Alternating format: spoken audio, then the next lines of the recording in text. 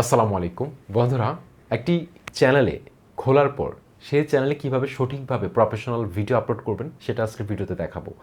Professionally যদি আপনি video upload করতে না পারেন সেক্ষেত্রে আপনার চ্যানেলে ভিউজ কম হবে, সাবস্ক্রাইবার কম আসবে, চ্যানেল দেরিতে গ্রো করবে। সেজন্য কিছু খুঁটিনাটি সিক্রেট বিষয় রয়েছে যেগুলো আজকের ভিডিওতে শেয়ার করব, রিভিল করে দেবো একদম। আশা করছি আজকের ভিডিওতে যারা প্রথম থেকে শেষ পর্যন্ত দেখবে একদম প্রফেশনালভাবে ভিডিও আপলোড করতে পারবে। আশা করছি সম্পূর্ণ ভিডিওটা আপনারা দেখতে থাকবেন, চ্যানেলটি সাবস্ক্রাইব করে সাথে থাকুন। আপনাদের সাথে রয়েছে তানিম খান।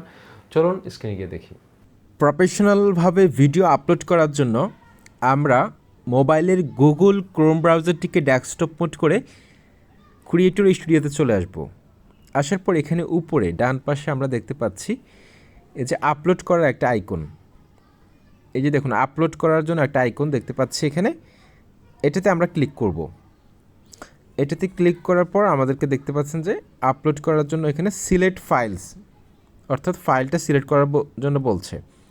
এটাতে ক্লিক করবো। অত্যন্ত গুরুত্বপূর্ণ আজকের ভিডিওটি, স্কিপ করবেন না। অনেক গোপন কিছু শেখার আছে। সঠিকভাবে আপলোড করলে ভিউ বেশি হবে। তারপর এখানে ফাইলসে ক্লিক করে আপনি গ্যালারি থেকে আপনার ভিডিওটি আপনি সিলেক্ট করে নেবেন। তো আমি আমার একটা ভিডিও সিলেক্ট করে নিলাম গ্যালারি থেকে।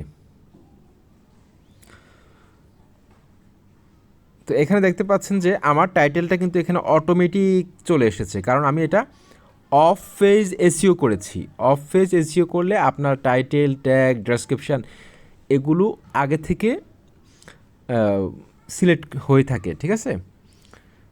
অফ পেজ এসইও, এটা হচ্ছে অন পেজ এসইও। আমরা এখন যেটা করতেছি এটা হচ্ছে on page SEO. Of page SEO হচ্ছে যে ভিডিওটা আপলোড করার আগে যে এসইওটা করা হয়। তো সেটা কীভাবে করবেন সেটা নিয়ে আমার চ্যানেলে একটা ভিডিও আসবে। এই ভিডিও ডেসক্রিপশন বক্সও দিয়ে দিব, এমনকি চ্যানেল থেকেও আপনারা পাবেন। ওকে, তো আমি আমার টাইটেলটা কিন্তু এখানে লেখা হয়ে গেছে। এখন ডেসক্রিপশনটা আমি লিখব। তো ডেসক্রিপশনটা আমি আগে থেকে লিখে রেখেছি। আমি এখানে লিখে রেখেছি ডেসক্রিপশন বক্সটা। তো এখান থেকে আমি কপি করে এখানে পেস্ট করে দিব। আগে থেকে আমি সব কিছু ঠিক করে রেখেছি। ডেসক্রিপশনটা দিয়ে দিলাম।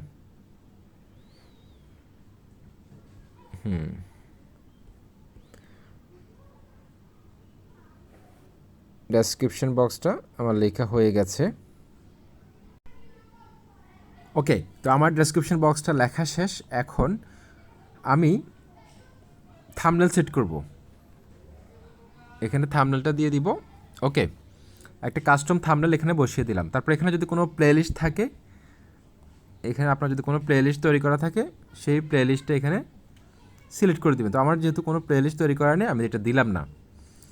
তো আপনার ভিডিওটা কি বাচ্চাদের জন্য নাকি বাচ্চাদের জন্য না সেটা এখান থেকে সিলেক্ট করে দিবেন। তো আমার ভিডিওটা কিন্তু বাচ্চাদের জন্য তৈরি করা হয়নি, সেজন্য এটা আমি নো দিয়েছি। তারপর হচ্ছে এজ রেস্ট্রিকশন একটা অপশন রয়েছে, এজ, তারপর শো মোর।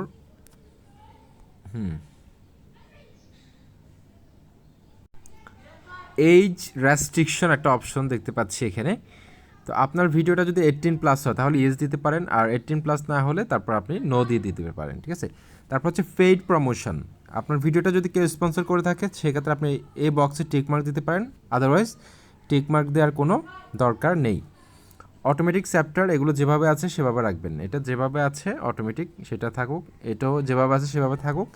তারপর এখানে ট্যাগের যে ঘরটা আছে সেখানে আপনি ট্যাগ বসিয়ে দিবেন, ঠিক আছে। একদম ভিডিও রিলেটেড ট্যাগ বসাতে হবে। ভিডিওটা যে রিলেটেড সেই রিলেটেড ট্যাগ বসাবেন, আর আপনার চ্যানেলের নামটা যাতে থাকে। তো আমি আমার ট্যাগগুলো আগে থেকে লিখে রেখেছি।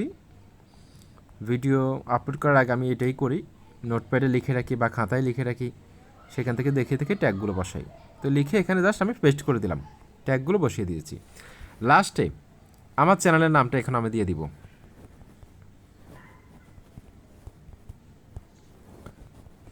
আমি আমার চ্যানেলের নামটা এখন বসিয়ে দিলাম। ওকে, তারপর আমি আমার ট্যাগ কাজটাও শেষ হয়ে গেল। তারপর এখানে দেখতে পাচ্ছি যে ভিডিও ল্যাঙ্গুয়েজ। ভিডিও ল্যাঙ্গুয়েজ যেহেতু আমি এই ভিডিওটি বাংলা ভাষায় তৈরি করেছি, তো আমি বাংলাটা সিলেক্ট করব। এখান থেকে অপশনে যাব, অপশনে যাওয়ার পর বাংলাটা সিলেক্ট করে দিলাম।